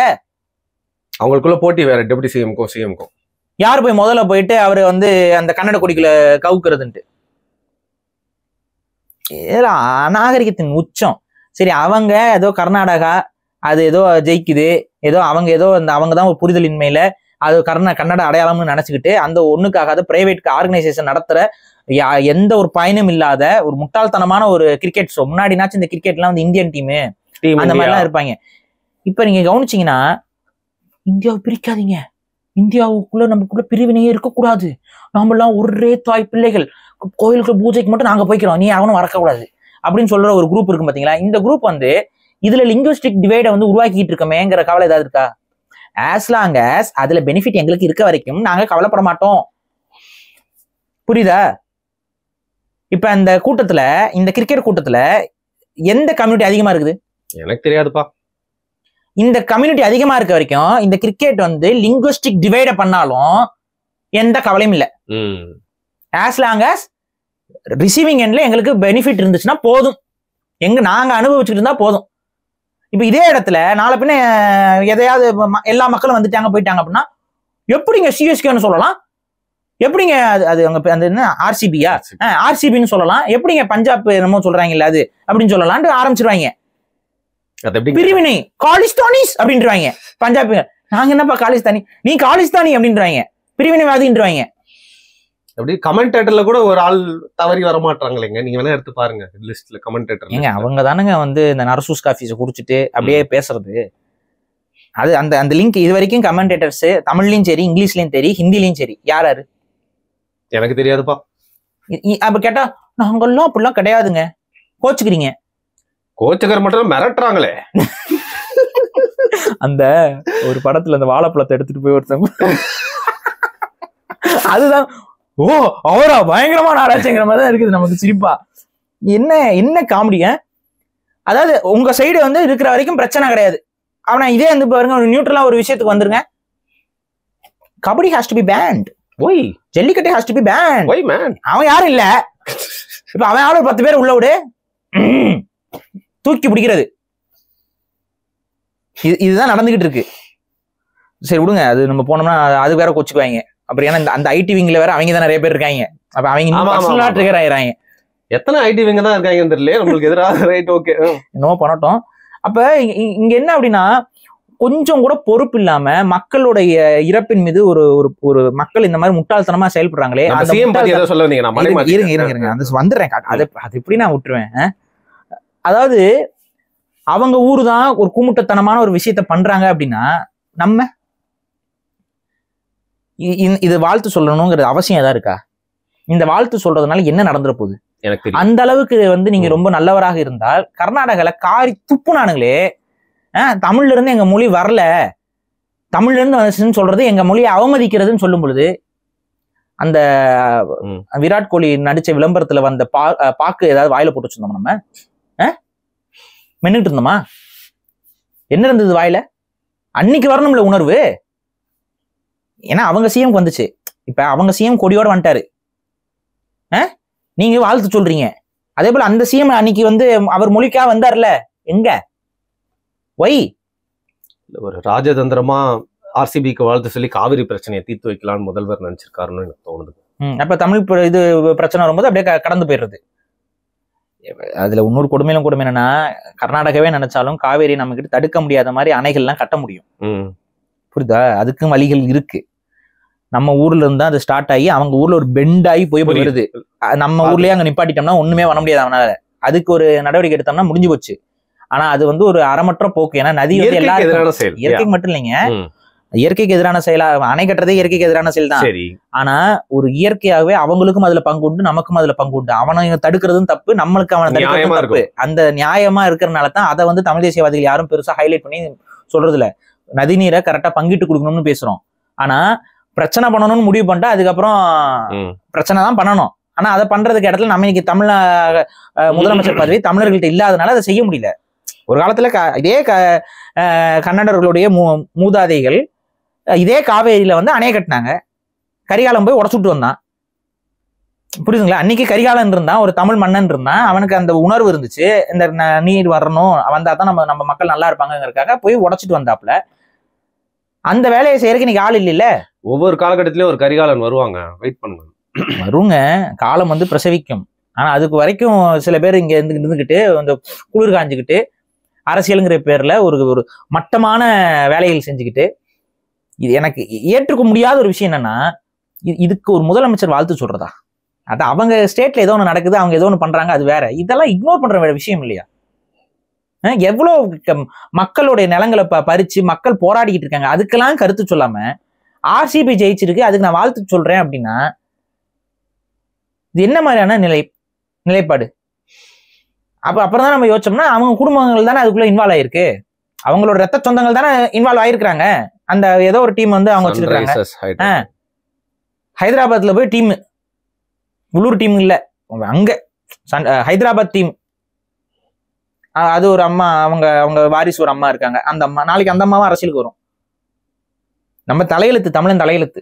யாரோ வந்து நம்மளை வந்து மொட்டை அடிக்கிறதுக்கு அவங்களுடைய வருமானம், இந்த இதை எடுக்கிறதுக்கு, இந்த ஏலத்துல எடுக்கிறதுக்கு காசு எல்லாம் எவ்வளவு காசு?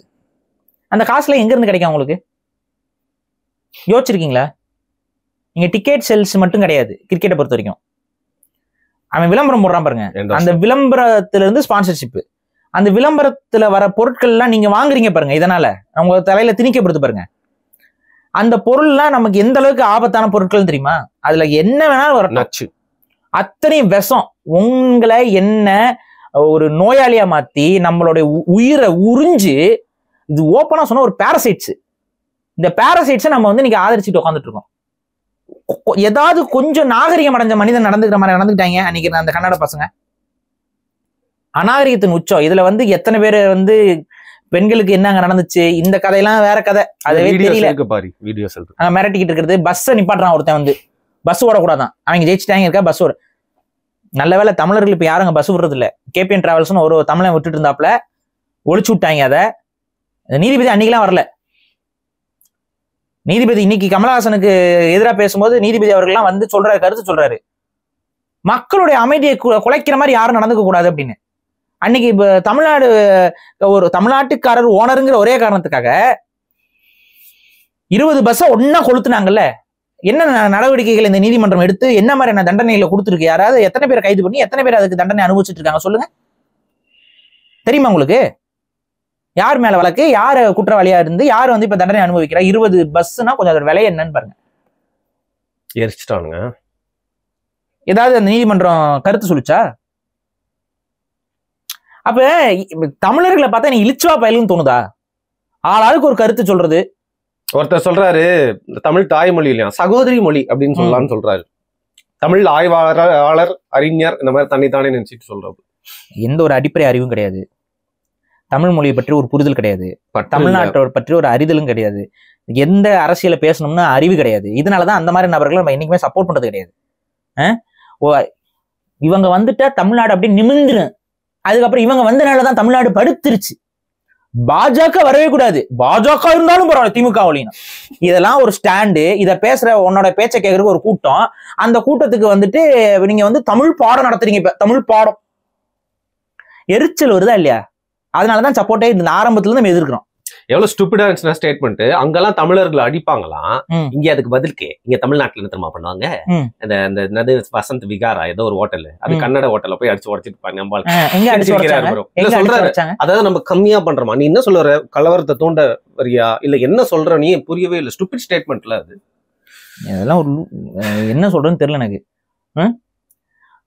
கர்நாடகத்துல அங்க தமிழர்கள் தாக்கப்படும் போதும் கூட தமிழர்கள் இங்க பெரிய, அதாவது கன்னடர்களுக்கு இங்க பாதிப்பே யாராலும் உருவாக்கப்படல. ஒரே ஒரு கேஸ் தான் ஃபைல் ஆயிருக்கு மொத்தமாவே. அதை தெரிஞ்சுக்க சொல்லுங்க அந்த நபரை. அந்த ஒரு கேஸ் வந்து நமக்கு தெரிஞ்ச ஒருத்தர் தான் வந்து அந்த இதுல பிரச்சனை பண்ணி ஒரே ஒரு வேனை மட்டும் நிப்பாட்டி அந்த வேனையும் ஒன்றும் பண்ணல, வேனோட பின்பக்க கண்ணாடி உடைச்சிட்டாங்க. அவ்வளவுதான் மொத்தமா நடந்துச்சே. ஒரே ஒரு கர்நாடக வேனை நிப்பாட்டி பின்பக்க கண்ணாடி உடைச்சவரும் யாரும் எனக்கு தெரியும். அவர் மேல வழக்கு பதிவு பண்ணி உடைச்சதுக்கு அன்னைக்கே அவர் கைது செய்யப்பட்டு அவர் மேல குண்டாஸ் வழக்கு போடப்பட்டு சிறைக்கு போய் அதுக்கப்புறம் அந்த குண்டாஸ் வந்து முழுமையா, அதாவது போர்டில் உடையில குண்டாஸுக்கான அந்த இதை முழுமையா முடிஞ்சு அப்புறம் கோர்ட்ல ரிட் ஃபைல் பண்ணி அவர் அதுக்கப்புறம் தான் வெளியில வந்தார். புரியுதுங்களா? ஒரே ஒரு இன்சிடென்ட் தான் இது வரைக்கும் நடந்திருக்குது. இது வரைக்கும் காவேரி கலவரம்னா என்னன்னு தெரியுமா? இந்த மாதிரி உட்காந்து பேசுறவங்களுக்குலாம் கர்நாடகத்துல இருந்து தமிழ்நாட்டுக்கு இன்னைக்கு கோயம்புத்தூர் இருக்குல்ல, கோயம்புத்தூர்ல கர்நாடகத்துல இருந்து எத்தனை தமிழர்கள் வந்து இங்க குடியானாங்கன்னு தெரியுமா? அதையே அவரே சொல்றாரு. ஆனா அப்புறம் ஒரு டீக்ரேடிங்கான ஒரு ஸ்டேட்மெண்ட். அவ்வளவு அளவுக்கு வன்மம் பிடிச்சு அவங்க வந்து தமிழர்கள் கர்நாடக எல்லைக்குள்ள இருக்கக்கூடாதுன்னு, இத்தனைக்கும் வந்து அவங்க இருக்கிற எல்லையில இருக்கிறது வந்து தமிழ்நாட்டு ஊர். அதெல்லாம் இந்த எல்லையில நம்ம ஒரு ஆளு ஒரு சொல்ல இழிச்ச வாயில இந்திய தேசியம்னு சொல்லிட்டு வந்துட்டு கண்டுக்காம விட்ட கூத்துல நம்மளுடைய ஊர் பகுதி எல்லாம் போய் கர்நாடகத்துக்குள்ள மாட்டிக்கிச்சு. அதுல இருந்த அங்க அந்த சொந்த மண்ணின் மைந்தர்கள் குலதெய்வம்லாம் அவங்களுக்கு அங்க இருக்கு. அப்படிப்பட்டவங்களை வந்து அவன் தமிழர்கள்னு சொல்லிட்டு விரட்டி விட்டான். எத்தனை பெண்கள் கற்பழிக்கப்பட்டாங்க தெரியுமா இன்னைக்கு அந்த காலத்துல? எவ்வளவு பேர் உயிருக்கு பயந்து ஓடி வந்தாங்க தெரியுமா? லட்சங்கள்ல இருக்குங்க அது. இப்ப அவங்கலாம் அங்க கர்நாடகத்திலே இருந்திருந்தாங்கன்னா இவங்க இந்த மாதிரி எல்லாம் ஆடிட்டு இருந்திருக்க முடியாது. மோர் தென் ஈக்குவல் பாப்புலேஷனா இருந்திருப்போம். நம்மள ஃபுல்லா அடிச்சு விரட்டி விட்டுவிட்டு இப்ப ஆட்டம். இப்ப பெங்களூர்ல நம்ம தான் அதிகமா இருந்தோம். இப்ப பெங்களூர் என்ன பண்ணிட்டான், நம்ம அதிகமா இருக்கோங்கிற ஒரே காரணத்துக்காக ஹிந்திக்காரனை கொண்டு வந்து குடியமர்த்தி இன்னைக்கு அவனும் கம்மியாயிட்டான், தமிழனும் கம்மியாயிட்டான், அவனும் கம்மியாயிட்டான். இன்னைக்கு வந்து அவன் ஹிந்தியில பேசலன்னு சொல்லி கன்னடன் ஆரம்பிச்சுட்டு இருக்கான். அவங்க சொல்றாங்க கர்நாடகத்தில், சாரி அது மராட்டியில இப்பதான் சொல்லியிருக்காரு. மராத்தியில பால் தாக்கரேவா அதை நம்ம ஆதரிக்கல, பட் அவர் சொல்லியிருக்காரு. ஆதரிக்கல எல்லாம் சொல்லாதீங்க. ஏன் ஒரு மாநிலத்துக்குள்ள வர நீ அந்த மொழியை கத்துக்கிட்டு தான் வரணும். அரைவன் சொன்னாருங்க. கத்துக்காம திரும்பா பேசினா என்ன பண்ணலாம் சொல்லுங்க நீங்க? இல்ல எவ்வளவு ஸ்டூபிட் ஸ்டேட்மெண்ட்னா, நம்ம ஒண்ணு நினைவுல வச்சுக்கணும், தமிழ் மட்டும் இல்லாம கன்னடமும் ஒரு கிளாசிக்கல் லாங்குவேஜ் அப்படின்னு சொல்லி நினைவுல வச்சிருக்காங்க. தமிழுக்கு தான் கிளாசிக்கல் லாங்குவேஜ் கொடுத்துருக்கணும். அது ஒரு இங்க ஒரு உட்கார்ந்துட்டு இருந்த ஒரு ஆளு பண்ண வேலை என்னன்னா, 2500 ஆண்டுகள்னு சொல்லி அந்த வரையறைகளை நீங்க கொடுத்துக்கிட்டு இருக்கணும்னு அவசியம் இல்லையா?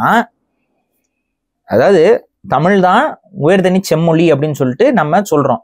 அதற்கான ஆதாரங்களை நம்ம வந்து பாத்தீங்கன்னா 2500 ஆண்டுகளுக்கு முன்னாடி வச்ச ஆதாரங்கள்லாம் எடுத்துக்கொண்டு போய் நம்ம தமிழ் ஆய்வாளர்கள் முயற்சிக்கிறாங்க. அது இவங்களுக்கு அது சம்மந்தம் இல்ல. அது ஒரு கணவன் மனைவி, அவங்க 2 பேர் தனிப்பட்டவர்கள். அவங்க டெல்லியிலேயே இருந்து அதுக்கான எல்லா வேலைகளும் பண்ணி 2500 ஆண்டுகள் தமிழ் மூத்த மொழி, அதனால அதுக்கு உயர்தனி செம்மொழின்னு சொல்லி இது கொடுக்கணும்னு சொல்லி அந்த செம்மொழிக்கான சான்றிதழை பெறணுங்கிறதுக்காக அவங்க 2 பேரும் ஹஸ்பண்ட் அண்ட் ஒய்ஃப், இன்னைக்கு அவங்க இல்ல, இறந்துட்டாங்க. அவங்க வந்து 2 பேரும் தான் அதுக்கான வழக்கு போட்டு அது பண்ணி அவங்க அங்கேயே அலைஞ்சு திரிஞ்சு இந்த வேலையை பண்ணிக்கிட்டு இருந்தது. நோகாம நோம்பு கும்புற கூட்டம் தானே இந்த கூட்டம். அது கிரெடிட்டை திருணும்ல. அப்ப என்ன பண்றாங்கன்னா, நாங்க கொஞ்சம் பொலிட்டிக்கலா சப்போர்ட் பண்றோம், நீங்க ஏன் தனியா கஷ்டப்பட்டுருக்கீங்க, பொலிட்டிக்கலா நாங்க சப்போர்ட் பண்றோம். ஆனா நீங்க 2500 ஆண்டுகள்னு எல்லாம் போட்டு வாங்குறது எதுக்கு அவ்வளவு கஷ்டப்பட்டு இருக்கீங்க?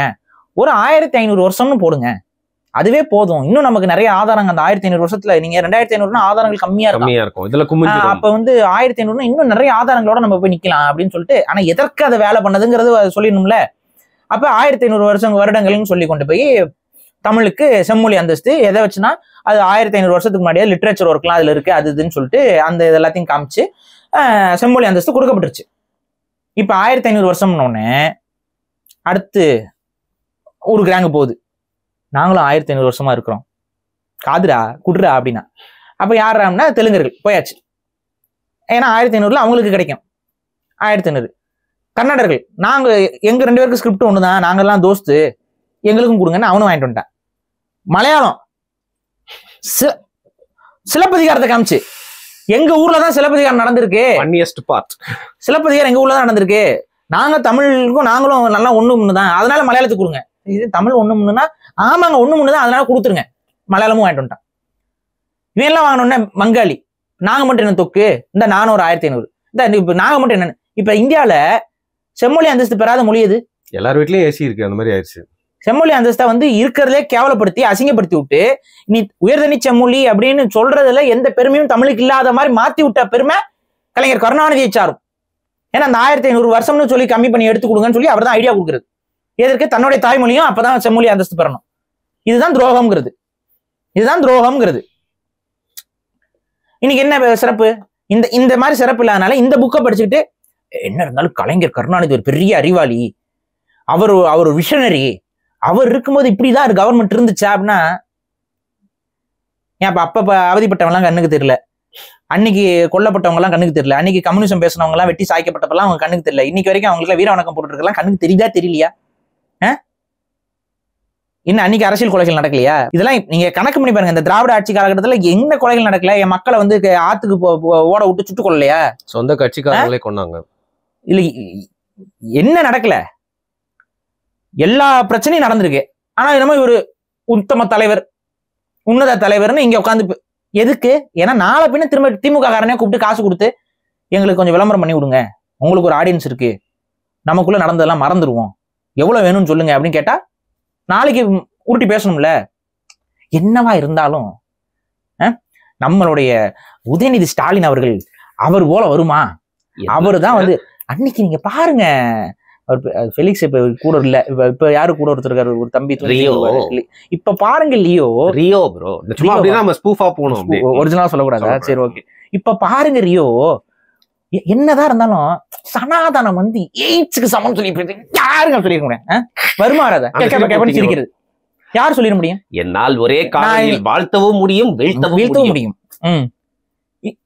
இது அரசியலா? இது உண்மையிலேயே இது அரசியலா? இவங்களையும் நம்பி பாவம் எடப்பாடி பழனிசாமி அவர் யாராவது ஒருத்தர் என்ன பத்தி பேசுங்கப்பா அப்படின்னு சொல்லிட்டு ஏதாவது ஃபன் பண்ணிட்டு இருக்காரான்னு தெரியல. உட்காந்து இவங்க பேசிக்கிட்டு ஆக மொத்தம் ஒரு விஷயம் நடக்க போகுதுங்க. தமிழக மக்களை அரசியல் தற்குறிகளாக இவங்கெல்லாம் மாற்ற தொடங்கி விட்டார்கள். அரசியல் தற்குறிகள் ஆக்கிட்டாங்க. அப்ப தமிழ் என்னன்னா, தமிழ் அவனுக்கு மொழி உணர்வும் இருக்கக்கூடாது. மொழி பழைய மொழிங்க, அவ்வளவுதாங்க. அதுல என்னங்க இருக்கு? என்ன ஐடியாலஜி இது? எனக்கு என்னன்னா, இந்த ஹோல் இஷ்யூ நம்ம பேசுறதுல ஒரே ஒன்று மட்டும் தெரிஞ்சுது, இங்கேயும் அந்த மாதிரி முட்டாள்தலங்கள் இருக்கு இந்த சிஎஸ்கே வச்சு. பட் கம்பேரிட்டிவ்லி ஏதோ கடவுள் புண்ணியத்துல அது கொஞ்சம் கம்மியா இருக்கிற மாதிரி தோணுது. அதுல எனக்கு சந்தோஷம் தான். இங்கேயும் முட்டாளதான் இருக்கு. ஏங்க இங்கேயும் நம்ம வெற்றி அடைஞ்சிருக்கோங்க, அந்த டீம் வெற்றி அடைஞ்சிருக்கேன். So sorry. பட் அது வந்து அந்த மாதிரி அது ஏன்னா அந்த கன்னட கொடி கூட எடுத்துட்டு வராங்களா, உங்களுக்கு புரியுதா நான் என்ன சொல்றேன்னு? நான் சொல்றேங்க, நம்ம ஊர்ல வந்து இந்த ஐபிஎல் நடக்கக்கூடாதுன்னு சொல்லி போராட்டம் நடந்தது. அப்ப காட்டு மிராண்டிகள் சொன்னாங்க. இங்க அதே மாநில உணர்வு கொண்ட நபர்கள், இன உணர்வு கொண்ட நபர்கள், அது வந்து ஒரு கார்பரேட்டால நடத்தப்படக்கூடிய ஒரு சதிங்கிறத உணர்றோம். கன்னடர்களுக்கு ஒரு அடிப்படை அறிவு வேணும். உன் கர்நாடகத்துல, உன் பெங்களூர்ல வட இந்தியா வந்தா அது வந்து தவறுன்னு சொல்லி பேசுற அதே கிறுக்கு பயல்களா கிரிக்கெட்ல ஃபுல்லா உன் டீம்ல வட இந்தியனை வச்சு ஆட வச்சுட்டு இருக்கியே, அது என்னைக்கா யோசிச்சியா நீ? என்னைக்கா யோசிச்சியா நீ? நாங்க என்ன சொல்றோம்? சிஎஸ்கே டீம் தமிழ் டீம்னு சொல்லாத, தமிழனே இல்லாத டீம் எப்படி தமிழ் டீம்? சிங்களவனை கொண்டு வந்து ஆட ஒரு டீம் எப்படிடா தமிழ் டீம்னு சொல்லி சிஎஸ்கே கொடியை எரிச்சு நாங்க இங்க போராடுறோம். நாங்க மாநில உரிமை பேசுறோமா? அறிவு கிட்ட பயில உனக்கு ஆளு ஜெயிக்காம எவனோ ஒருத்தர் வந்து கப்படிச்சு ஜெயிச்சு கொடுக்குறான், அது என் பெருமைட்டு கொடியாடிட்டு போய் வாங்கிட்டு வர நீ பெரியவனா? அறிய வேணா? இதுதான் உன்னுடைய மாநில உணர்வு. இதுதான் உன்னோட அறிவு கிட்ட மாநில உணர்வு. யாரு எதிரி, யாரு நண்பன், யாரை திட்டணும், யாரை ஏற்கணும், யாரோட சமத்துவமா இருக்கணும், யாரை எதிர்க்கணும், எந்த ஒரு அரசியலும் இல்லாத தற்குறியா நீ மாதிரி நிக்கிற. தமிழுங்கிட்ட சண்டை, போன வாரம் வரைக்கும் ஹிந்திக்காரங்கிட்ட சண்டை போட்டு இருந்த, ஏதோ ஒன்னு சரி ஓகே உன்னை ஆக்கிபை பண்றான், உன்னை கட்டாயப்படுத்துறான், தமிழன் அவனை தமிழ் படிக்கணும்னு எவனாலும் சொன்னானா? உன்னை ஆதிக்கம் பண்ணானா? ஆனா கடிச்சு கொதறது தமிழனை. கன்னடம் எதுல இருந்துச்சு? சான்ஸ்கிரிட்ல இருந்துச்சு. வெக்கமே இல்லை ஒத்துக்கிறது. இப்ப கன்னடம் வந்து சான்ஸ்கிரிட்ல இருந்து வந்துச்சுன்னு சொல்லி கன்னடம் ஒத்துக்கிறான். கன்னடத்தை வந்து தமிழுடைய சகோதர மொழின்னு சொல்லி இந்த மாதிரி இங்க ஒரு புது மொழி ஆய்வாளர்கள் பேச வந்திருக்காங்கல்ல. அப்ப தமிழும் சமஸ்கிருதம் வந்துச்சா? அறிவு வேண்டாம் பேசுறதுக்கு முன்னாடி. அவன் தான் சொந்த தாய் என்னன்னு சொல்லாம சொல்றதுக்கு வெக்கப்பட்டு ஒதுங்கி போயிட்டு இருக்கிறான். அது வேற அவங்க அந்த மொழி இதுல பச்சை பொய் பிடிக்க வச்சிருக்கானுங்க. அவரு இவருங்கிறது வந்து கன்னடமா, தமிழ்ல அது கிடையாது. அது புரோட்டோ திராவிடியன் தான். நம்ம பேசும்போது அவரு இவருன்னு பேசுறது இல்ல, பேசுறோமா இல்லையா? அவர் வந்தாரு எழுதும் போது அவரு வந்தாருன்னு எழுத மாட்டோம், அவர் வந்தாருன்னு எழுதுவோம். அப்ப நம்ம பேச்சு வழக்குல அது இருக்கா இல்லையா? அந்த ஒரு அடிப்படையும் கூட தெரியாம அவங்க மொழி ஆய்வாளர்கள் அவங்க உட்காந்து பேசிட்டு இருக்கான் ஒருத்தன். கன்னட மொழி ஆய்வாளர்கள். அது வந்து புரோட்டோ திராவிடியனா, அது அங்கிருந்து போயிடுச்சான் கன்னடத்துக்கு. அவரு இவரு ஊரு ஊருங்கிறது புரோட்டோ திராவிடியனா. ஏன் நம்ம ஊர்ல எல்லாம் ஊருன்னு இல்ல, கரூர் இருக்குல்ல, ஊருன்னு வரணுமா, அந்த ஊ இல்லையா, அது புரோட்டோ திராவிடியனா. சரி, இந்த புரோட்டோ திராவிடன் எங்க இருந்துச்சு? இந்த மொழி ஆய்வாளரை கூப்பிட்டு காப்பி சொல்லுங்க. இந்த புரோட்டோ திராவிடன் கல்வெட்டு ஒண்ணு எடுத்து காட்டுற நீ, ஒரு கல்வெட்டு புரோட்டோ திராவிடன் கல்வெட்டு எடுத்து காட்டு நீ. இங்க எவ்வளவு எச்சக்கல பசங்கன்னா பிராமிய கல்வெட்டுன்னு பேர் வச்சாங்க. அதுக்கு அன்னைக்கு சொன்னீங்க அந்த வீடியோ. என்ன பிராமிய கல்வெட்டு? அந்த கல்வெட்டு சொல்லிச்சா நான் பிராமி, என்ன பிராமின்னு கூப்பிடுன்னு கல்வெட்டு சொல்லிச்சா? எந்த கல்வெட்டுல வந்து இது பிராமிய கல்வெட்டுன்னு இருக்குது? அது என்ன பிராமி? என்ன பிராமி? பிராமினா என்னங்க புரியுதா? என்ன நோக்கத்துக்காக அந்த பேர்லாம் வைக்கப்படுதுன்னு? தமிழி கல்வெட்டுன்னு சொல்லணும். அந்த தமிழி கல்வெட்டுன்னு சொல்றதுக்கு பதிலா பிராமி, திராவிடம் மாதிரி பிராமி. எங்க அந்த பிராமின்னு எங்கேயாவது வேற ஏதாவது ஸ்கிரிப்ட்ல வேற யாரோ இதுக்கு பேர் பிராமி அப்படின்னு எங்கேயாவது இருக்குதா? ஷோமி. ஒரு இடத்துல இல்ல. இவங்க பேர் வைக்கிறாங்க அந்த மாதிரி. இவங்களா பேர் வைக்கிறது. இப்போ ஏதோ புதுசா ஒரு உயிரினத்தை பாக்குறோம்னா அதுக்கு ஏதாவது பேர் வைக்கிறோம்னா அந்த மாதிரி இவங்க பேர் வச்சிருது. புதுசா பாத்துருக்காங்க. ஆனா ஒண்ணு இதுக்கு பிராமின்னு பேர் வச்சிருங்க, இதை பிராமின்னு சொல்லுங்க. அப்ப என்ன பிராமி? பிராமி யாருங்க கண்டுபிடிச்சிருப்பா? பிராமிய யாருங்க எழுதிருப்பா? நாங்க தானே. அப்படி மாத்திக்கணும். அதுக்காக பேர் இப்படி. அந்த மாதிரி தான் பிராமினே நம்ம சொல்லக்கூடாது, அது தமிழி. பிராமி ஸ்கிரிப்ட் இன்னைக்கு வரைக்கும் இந்தியா ஃபுல்லா பிராமி கல்வெட்டுகள் கிடைக்குது. பிராமிய கல்வெட்டுகள் என்ன? பிராமிய கல்வெட்டு என்ன மொழியில படிப்பீங்க? இதப்ப தமிழ்ல படிப்போம், ஆனா தமிழ்னு சொல்லக்கூடாது. அப்ப இந்தியா முழுக்க தமிழ் கல்வெட்டு கிடைக்குதுங்கிறத மறைக்கிறதுக்கு பிராமிய கல்வெட்டு கிடைக்குது. இதுதான் தமிழுக்கு, தமிழ் இனத்திற்கு இவர்கள் செய்யக்கூடிய துரோகம். நம்ம எதிர்ப்பு பேசுறோம், வெறுப்பு பேசுறோம்னு எல்லாம் பேசிட்டு இருக்கீங்கல்ல, நீங்க செஞ்ச துரோகத்தோட 10 நிமிஷம் உட்காந்து பேசினா உனக்கு அவ்வளவு எரியுதுல, அதை எக்ஸ்போஸ் பண்ணா கோவம் வந்துருது, பொத்துக்கிட்டு வருது. அப்ப எங்களுக்கு எப்படி இருக்கும்? கீழடி அகழ்வாய்வு செஞ்சு ரிப்போர்ட் அனுப்பிச்சோம்னா அதை மாத்தி அனுப்புன்னு சொன்னா எங்களுக்கு எப்படி எரியும்? ஆதிசநல்லூர்ல வந்து அகழ்வாய்வு செய்யப்பட்ட பொருட்கள் எல்லாத்தையும் கார்பன் டேட்டிங் அனுப்பாம கார்பன் டேட்டிங்கே தப்பான முறைன்னு சொல்லி பேசினா எங்களுக்கு எவ்வளவு எரியும்? தமிழ்நாடு வேத நாகரிகம் சொல்லி புத்தகம் எழுதி போட்டா எங்களுக்கு எப்படி எரியும்? எரியுமா எரியாதா? அத்தனை வேலையும் பண்றதே பண்ணிவிட்டு கடைசியில வந்து தமிழ் படிச்சா ஏதாவது உதவுமா? தமிழ் படிச்சா வந்து கரண்டி சுரண்ட முடியாதுன்னு உட்காந்து தமிழ்ல பத்திரிகை ஆசிரியர், தமிழ் பத்திரிகை ஆசிரியர், அவர் துக்ளக்குன்னு புத்தகம் எழுதுவாரு. அவரை இந்த பக்கம் வந்துட்டு தமிழ்ல படிக்கிறதுனால கரண்டி சுரண்ட முடியாது. நீ என்ன மொழியில படிச்சு நீ கரண்டி சுரண்டிட்டு இருக்க? எரிச்சல் வரும்ல. இந்த இடத்துல இருந்து யோசிச்சு பாருங்க, அந்த எரிச்சல் வரதான் செய்யும் ஒரு உணர்வானலுக்கு. அததான் நம்ம சொல்றோம். எந்த ஒரு அடிப்படை உணர்வும் இல்லாம தமிழகத்துடைய முதலமைச்சர் பதவியில உட்கார்ந்துக்கிட்டு வாழ்த்துக்கள் சொல்லிட்டு, அதுவும் கன்னடர்கள் தமிழர்களை எவ்வளவு வெறுத்து கொண்டு இருக்கக்கூடிய டைம்ல காலத்துல இணையதளம் முழுக்க அவ்வளவு பேர் டிமில்ஸ் எழுதிட்டு இருக்கிறான். டுமில்ஸ்ன்னு சொல்லி உட்காந்து எழுதிட்டு இருக்கிறான். எவ்வளவு ஒரு அநாகரிக போக்கு. ஆனா அந்த அநாகரிக போக்குக்கு ஒரு கண்டனம் தெரிவிக்கல. ஆர்சிபிக்கு வாழ்த்து, இவர் மட்டும் வாழ்த்து இல்ல, இன்னொருத்தர் வாழ்த்து சொல்லியிருந்தாரு பாத்தீங்களா? எடப்பாடி பழனிசாமி. எதிர்கட்சியா இருக்க கூட தகுதியற்றவர் இல்ல, அவரு பண்றாருன்னு இவரும் பண்றாரு. எதிர்கட்சியா இருக்க கூட தகுதியற்றவர். என்ன யாரு உங்களுக்கு வாக்கு போட போறா? கர்நாடகத்துக்கு சப்போர்ட் பண்றதுல யாரு உங்களுக்கு வாக்கு போட போறா? என்ன லாஜிக்? கர்நாடக எலெக்ஷன்ல போய் கண்டெஸ்ட் பண்ண போறீங்களா? விராட் கோலி ஃபேன்ஸ் இங்க இருக்காங்கல்ல, அவன் போட்டுருவானா? அதுதான் எனக்கு என்னன்னே புரியல. இவ்வளவு ஒரு தரக்குறைவான அரசியலை வந்து இந்த அரசியல்வாதிகள் செய்யறத நினைச்சா நமக்கு அவ்வளவு ரத்த கண்ணீர் வருது. அங்க நான் என்ன சொல்றேன், அங்க 13 உயிர் போயிருச்சு, இங்கேயும் வந்து கிரிக்கெட் நடக்கும், இங்கேயும் போய் சாவாதீங்கன்னு தான் நான் சொல்ல முடியும். அதனால காவல்துறையா இருக்கட்டும், அரசாங்கமா இருக்கட்டும், இதெல்லாம் முதல்ல வந்து பிரபலப்படுத்துறதையும் இதற்கு ஒரு விஷயத்தை உருவாக்குறதையும் நிறுத்துங்க முதல்ல. இதை வந்து ஒரு பெரிய ஈவெண்டா வந்து நீங்க வந்து ஒரு பிம்பப்படுத்தாதீங்க. கிரிக்கெட்டை வந்து குறைங்க. கிரிக்கெட்டை பாக்குறத உங்க குடும்பங்கள்ல நீங்க முதல்ல பெற்றோர்கள் இருக்கீங்கன்னா திட்டுங்க பசங்களை. கிரிக்கெட் படம் மண்டையில புடலையும் அடிங்க, இப்ப வேற ஏதாவது உருப்புற வேலையை படுறான்னு. அதெல்லாம் செஞ்சீங்கன்னா தான் இதுக்கு திருந்தும், இல்லைன்னா இதுக்கு திருந்தாது, இதுக்கு நாசமா போகுங்க, வாழ்க்கையை தொலைச்சிட்டு உட்காந்துருக்குங்க. உனக்கு உண்மையிலே கிரிக்கெட் மேல ஆர்வம் இருக்கா, போய் விளையாடு. கடைசி வரைக்கும் நீ எவ்வளவு வேணாலும் விளையாடு, எவ்வளவு வேணாலும் பாலை போடு. நீ நூலை போடாம உனக்கு உனக்கு கிரிக்கெட்ல நீ ஜெயிக்க முடியாது. நான் இன்னைக்கு சொல்றேன், நீ பால் போடுற, பேட் அடிக்கிற, ஒன்னும் தேவையில்லப்பா. நீ நூல் போட்டினா நீ ஜெயிப்ப கிரிக்கெட்ல, நீ நூல் இல்லைன்னா நீ ஜெயிக்க முடியாது. இவ்வளவுதான் விஷயம். போய் விளையாண்டு நீயா பட்டு உணர்ந்துட்டு வா. அப்படின்னாச்சும் அனுப்பி விடுங்க.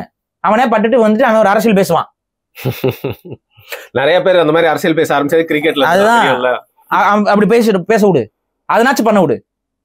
அதுவும் பண்ண மாட்டேன், உட்காந்து வேடிக்கை பார்த்தா பார்த்துட்டு பாப்கார்ன் சாப்பிடு, பான் பராக் சொல்லுவான் சாப்பிட சொல்லுவான், அப்ப அதையும் சாப்பிட்டு உடனே நீங்க மூஞ்சில துப்பிக்கோ. கொஞ்ச நாச்சும் கில்ட் இருக்கா உங்களுக்குலாம்? யூடியூபர் எவனாவது ஒருத்தன் ப்ரமோஷன் ஒர்க் பண்ணா எல்லாம் சேர்ந்து அடிக்கிறீங்களா? ஏண்டா விராட் கோலி உட்காந்து விளம்பரம் பண்ணிருக்கேன், ஏன்டா அடிக்க மாட்டேங்கிறீங்க? ஏன் அடிக்க மாட்டேங்கிற? வெக்கம் கட்டவங்களா? ஒரு ரூல்னா ரூல் தானே எல்லாருக்கும். எல்லாம் இஃபானுக்கு மட்டும் மீம்ஸ் போடுற, விராட் கோலிக்கு போடு, பீடா வாங்கின்னு போடு அவனை. அப்பதானே ஓ நம்ம தப்பா அதை போடுறதுனால வட இந்தியர்களுக்கு எவ்வளவு பிரச்சனை இருக்கு தெரியுமா? இன்னைக்கு வரைக்கும் வட இந்தியர்களை மதிக்காம போறதுக்கு அது காரணமா இருக்கு தெரியுங்களா? ஒரு அடையாளம் மாதிரி அவங்களுக்கு ஆக்கிட்டாங்க. எவனுமே மதிக்கிறது இல்ல. அவங்க வாயெல்லாம் கரை பிடிஞ்சு பல்லெல்லாம் போய் அதுல வந்து நம்ம நியூஸ்ல கூட இந்த வாயில புற்றுநோய் வர்றது யாரை கட்டுறான்? அவங்களதான் கட்டுறான். பான் பராக் இதெல்லாம் வந்து போட்டா வாய் போயிடும், வாய் தாட போயிடும். அதான் சொல்றேன், அதிகமா பாதிக்கப்படுறது யாரு? அவன் தான். பணக்கார ஏழை எல்லாருக்குமே அந்த பழக்கம் இருக்கு. ஆமாங்க.